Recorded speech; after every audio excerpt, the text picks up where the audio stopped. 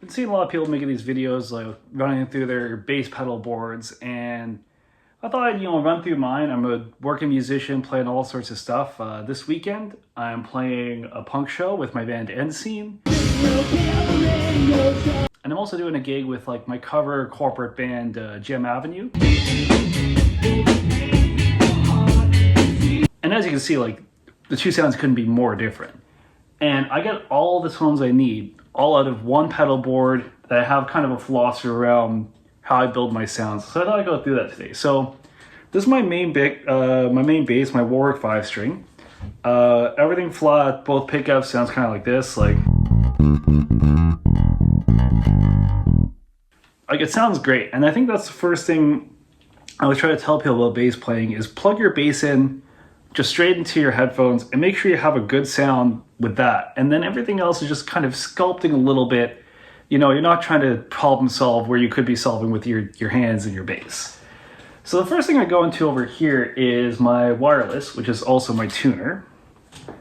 Part of the reason I always run wireless is, if you know me, I'm a pretty energetic person on stage. I run around a lot. So I like having that freedom. Also, I'm just really clumsy. So I do notice there's a little bit of high-end roll-off from the wireless, but it's very, very subtle. I don't think an audience would ever pick up on it, but hey, if I fell off the front of the stage because I tripped on my cables, I think the audience would definitely notice that. So I'm just going to quickly tune my bass with the tuner here.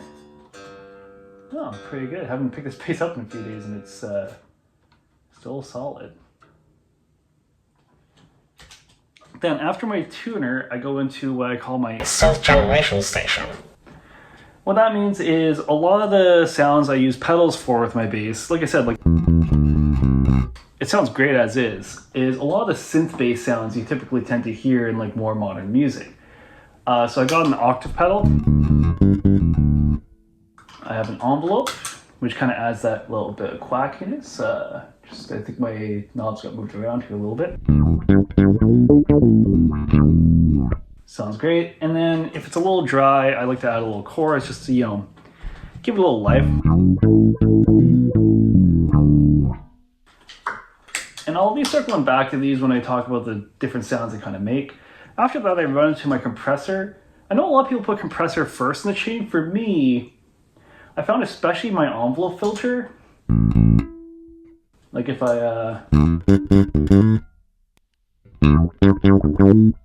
tends to have really big volume spikes in it. Also, it's a pedal that reacts to your dynamics. So I want to hit it first before my compressor, so I have a little control over how the envelope opens. And then when it does open, I don't want it to clip anything or add huge volume spikes down the chain. So I hit that with my compressor, which the input's a little higher than I usually keep it. There we go.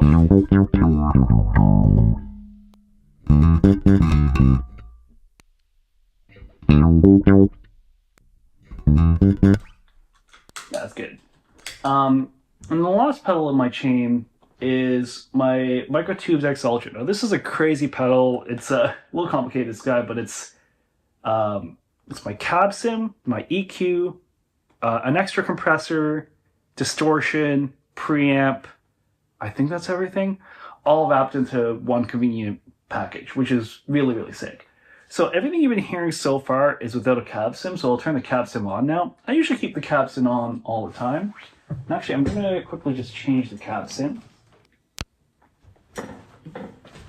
So the cab sim I use 90% of the time, you actually see in the background here, is the Shift Line Olympic SVT. I really love this. I really love playing with the cab sim because it just tightens up my sound a bit. It kind of tames some of those really muddy extreme lows, shaves off some of those extreme highs. You can even hear if I take it off, some of the buzzing comes back. Part of that's because, with the grounding, I'm connected to my computer right now. It's a bit of a mess. But, cleans that up, and it kind of takes these extreme lows and just kind of tames them a bit. It makes it sound like I'm playing through a real amp too, which is nice. So I always keep a cab sim on. So I'm going to talk through some of the tones I use on a typical gig.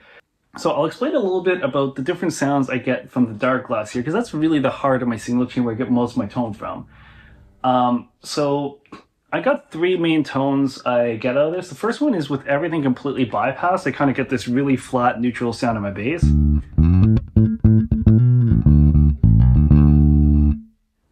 Which, you know, works a lot of the time. There's a lot of bands I just kind of run that. The other one is I have this kind of EQ in here with a bit of a mid bump. That kind of helps me when I'm playing like more like the disco funk stuff.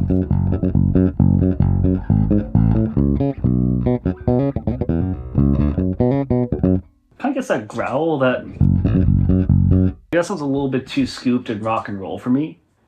And then the third sound I get is with the distortion on. I can kind of get that kind of like growly rock tone.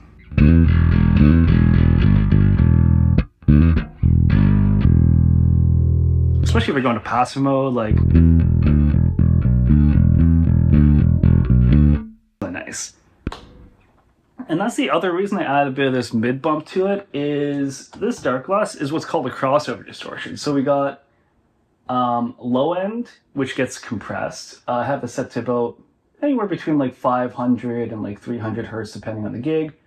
And then the high frequencies, I actually only distort 800 and above. The problem with this though is when you do that, it scoops out a lot of the mids. So I use this bump to bring back a bit of those mids when I put my distortion on.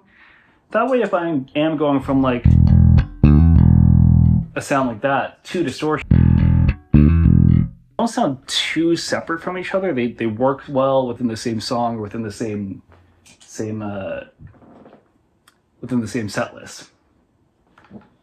Then the other thing I do to play around with that is I actually have some tone shaping options on my compressor here. This is one of the reasons I really love this this Empress compressor.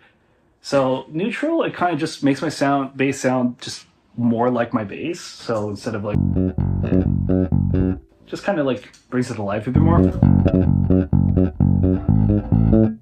It kind of like brings out some of the nuances and details in my playing. What I can do is, if I do have this mid boost on, I could counter that with a mid cut here. And on the Empress, the mid cut adds a little bit of saturation, which is great if I want to get that old school kind of sound.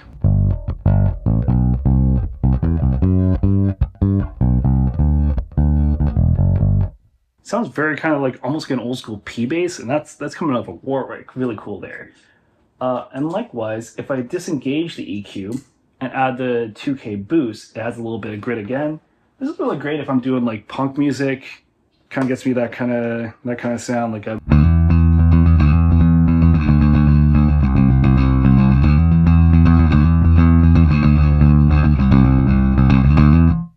I mean, that sounds like kind of like, I like those two sounds because they both sound kind of like just like a bass amp that's been pushed just a little bit. Like it doesn't sound like a full-on distortion.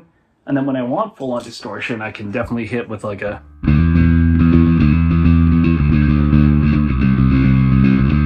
And that gets really, really filthy too.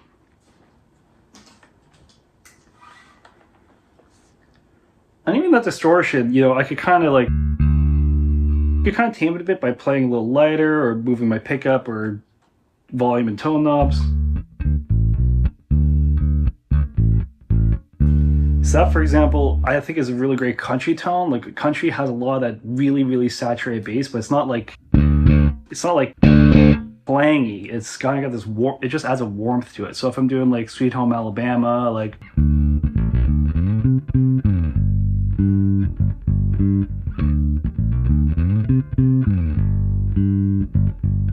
Actually sounds really great for that. And this is the exact same setting I would use to like, you know, maybe play something a little more metal.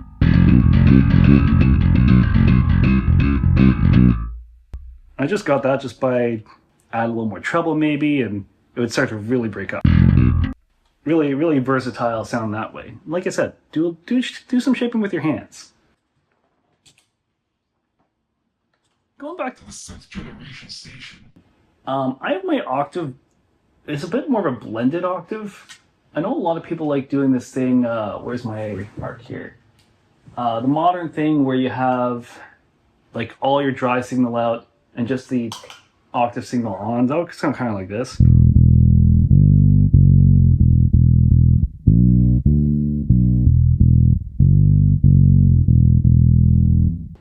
It sounds really cool. The problem with that for me is sometimes I like to use my octave pedal as a way to kind of like make a chorus sound a little bigger, you know, fill in during a guitar solo, like if there's no rhythm guitar. Like, for example, I might do something like, and then put the octave pedal on to fill in some space. But with this kind of like raw octave, it really doesn't work. So that's why I keep it blended like this. So it still sounds like my bass for the rest of the song. With just a little more girth, you know, make a chorus sound bigger, fill in a guitar solo. And also, because I run cab sims a lot, I find even just this this kind of raw octave sounds a little muddy in a mix. Like, you almost have to disengage the cab sim to kind of make it really really growl. And, you know, let's say, for example, I am doing a gig, like a very like modern pop thing. I might put a setting like this on, and, you know, color that up with some of the other things. Take the cab sim off. And get into that really synthy territory. I was actually doing a production of Mean Girls recently, the musical, where I actually switched to that setting like in between songs, because in the musical you have some time during the dialogue to move things around, but it's definitely not something I could do like mid-song, for example. It would have to be something that I would be prepared to do that gig. And then, yeah, so what essentially I'm doing here is I'll keep it on the blended mode with the envelope filter, with the cab sim on. Maybe go over the neck pickup.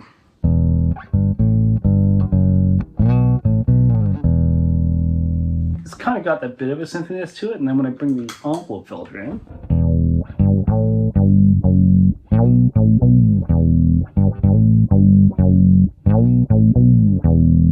it starts to sound like pretty synthy, and that's even with the cab sim on, with a lot of dry bass signal blended in. And in a mix that seems to work pretty well. And if I want to color it up,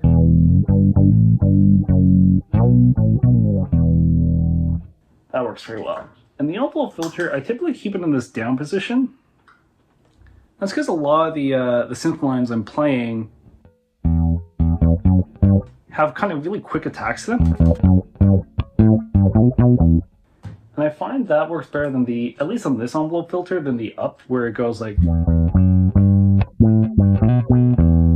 don't know, I find it just sounds a little cheesier. It takes a little too long to open up, and it sounds a little bit more like a wah filter, or like an auto wah. Hey, shout out to my hometown.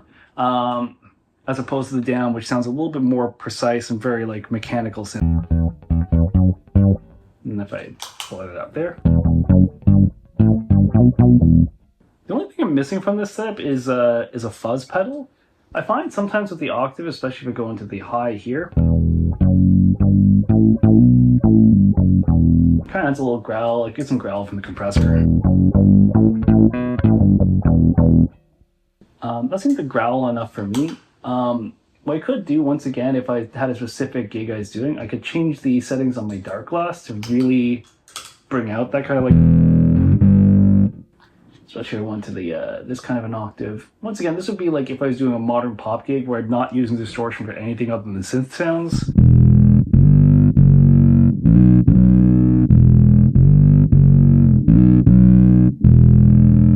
That would be a really good good synth sound to do, but at this point I'm not doing a whole lot of those kind of gigs.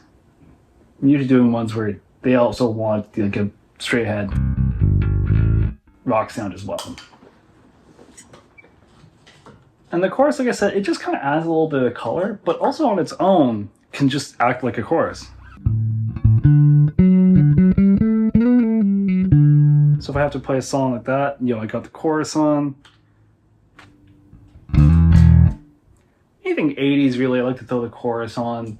Unfortunately, kind of before my drive, which sounds a little weird sometimes.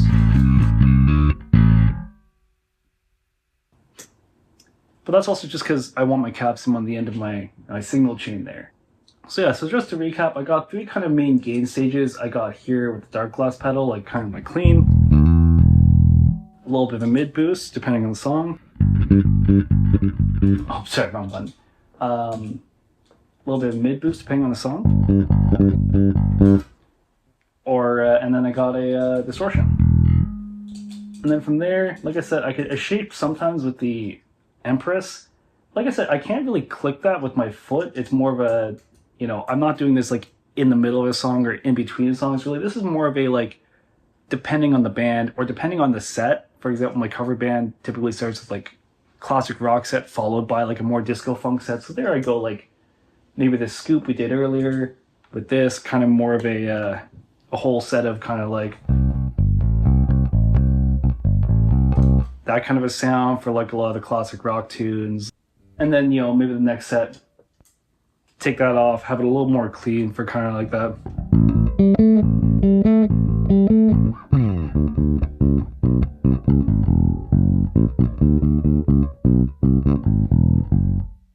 So, I'd have that there. And then depending on the kind of synth tone I want, I might just do raw, straight octave. I might add in envelope. Sometimes I'll do octave chorus.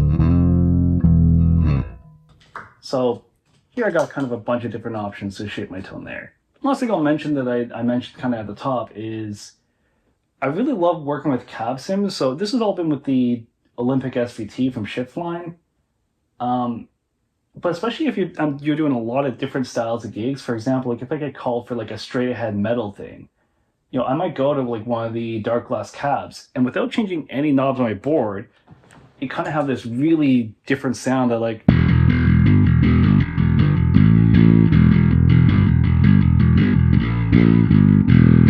And this is the Nolly blend. It shapes distortion really well. It kind of makes my bass punch through heavily distorted guitars really well. For example, the punk band I'm playing with this weekend, I'm actually using a Heart Key cab sim. And that's kind of bringing a little bit more of that body attack you hear in like a pop punk song, as well as, shaving out some of those extreme lows that seem to get in the way in that kind of music. And, something like that I might do without distortion.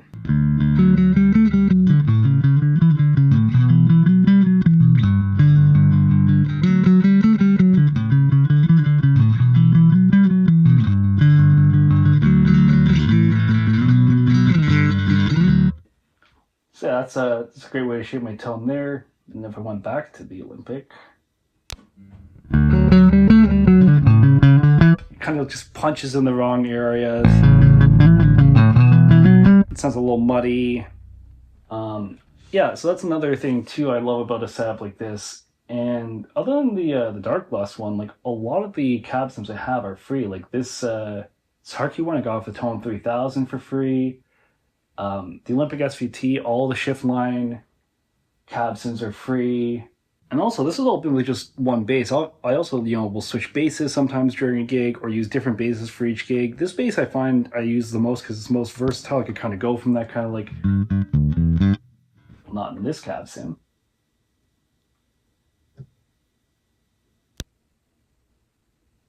I could go from that kind of that like old school kind of vibe, like.